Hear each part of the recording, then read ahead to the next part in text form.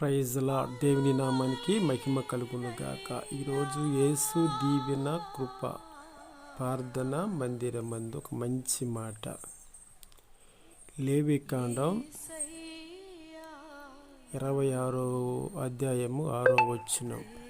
దేవుడు అంటాడు, నేను నీకు క్షేమమును కలుగజేయదును. క్షేమాభివృద్ధిలో, ఆశీర్వాదములో, దీవెనలో, కృపలో, కనికరములో దేవుడు నీకు క్షేమము కలిగించాలని, ఆత్మీయత కలిగించాలని, సావాసము కలిగించాలని, దీవెన కలిగించాలని, మహిమ కలిగించాలని ఆయన కృపలో కనికరములో నీ మీద వద్దెల్ల చేస్తూ ఉన్నాడు. నా ప్రియమైన కుమారుడా, నా ప్రియమైన కుమార్తెలారా, దేవుడు అంటాడు, ఈరోజు ఆయన పక్షాన నువ్వు నిలబడితే, ఆయన యందు నువ్వు విశ్వాసము కలిగి ఉంటే, దేవుడు ఇప్పుడు ఎల్లప్పుడూ ఎడబాయుడు.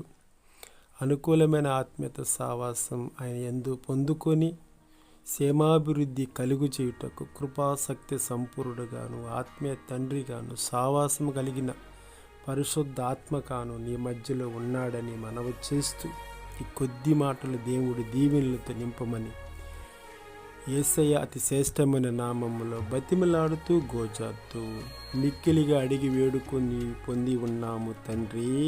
Amen, amen, amen. God bless you. Yesu దీవెన కృపా ప్రార్థన మందిరంలో ఈ వీడియో చూస్తున్న ప్రతి ఒక్కరూ లైక్ చేసి, షేర్ చేసి, సబ్స్క్రైబ్ చేసి పక్కనున్న బెల్ ఐకాన్ని క్లిక్ చేయండి. దేవుని నామమున మహిమ కలుగును గాక.